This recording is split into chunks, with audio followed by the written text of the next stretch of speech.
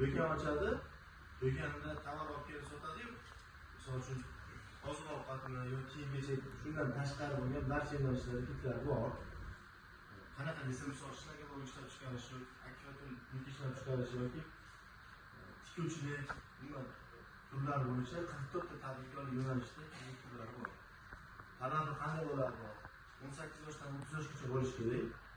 O'zini-o'zi band qilgan yoki bo'lsa yakka tadbirkor ochib kredit olishi mumkin. Lekin summasi cheklangan bo'ladi. 10 million so'mgacha o'zini-o'zi band qilib kredit olsa bo'laveradi. Fuqaro pasportiga oladi. Yakka tadbirkor ochish shart bo'lmaydi. 100 million so'mgacha beriladi.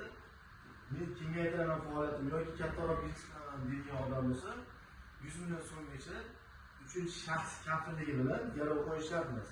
Uchinchi shaxs deganimiz kimdir akasi, ukasi, boshqasi bir joyda ishlaysa, shuni kafilligi bilan 100 million so'mgacha yakka tadbirkorlik ochib ro'yxatdan o'tib olishimiz mumkin bo'ladi. Yillik foiz stavkasi 18% dan bo'ladi. 60 oy muddatga beriladi, ya'ni 5 yil muddat. 1 yil imtiyozli davr bo'ladi. 1 yil imtiyozli davr bo'ladi. Misol uchun 100 million so'm oladigan bo'lsa, 1 yil davomida 1 million 200 mingdan to'laydi 1 yil davomida.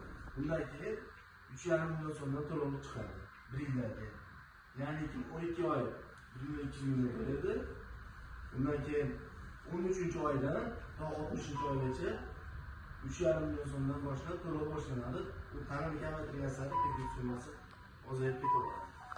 Yana unga qo'shimcha bizda pul o'tkazish yo'li bilan amalga oshiriladi. Bunda siz misol uchun tikuvchilik qilaman degan opamiz bo'lsa, tikuv mashina olaman 10 ta 15 ta deb shartini tuzadi.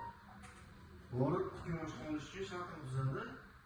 Shu shartnoma bo'yicha biz tikuv mashinasi uchun pul o'tkazib beramiz. Ya'ni naqd pulda yoki plastik kartochkada berilmaydi. Naqd pulda berilmaydi, plastik kartochkada berilmaydi. Pul o'tkazib beramiz. O'sha pul o'tkazib bo'lganimizdan keyin o'sha ta'minotchi sizlarga tikuv mashinasini yoki bo'lmasa o'sha stanogini rasmga olib beraveradi. Bu bitta yo'nalishimizda kredit. Keyin ikkinchi yo'nalishimizda kreditimiz bor. Mahalla loyihasi degan kreditimiz bor. Bizda 59 ta mahalladan 6 tumanida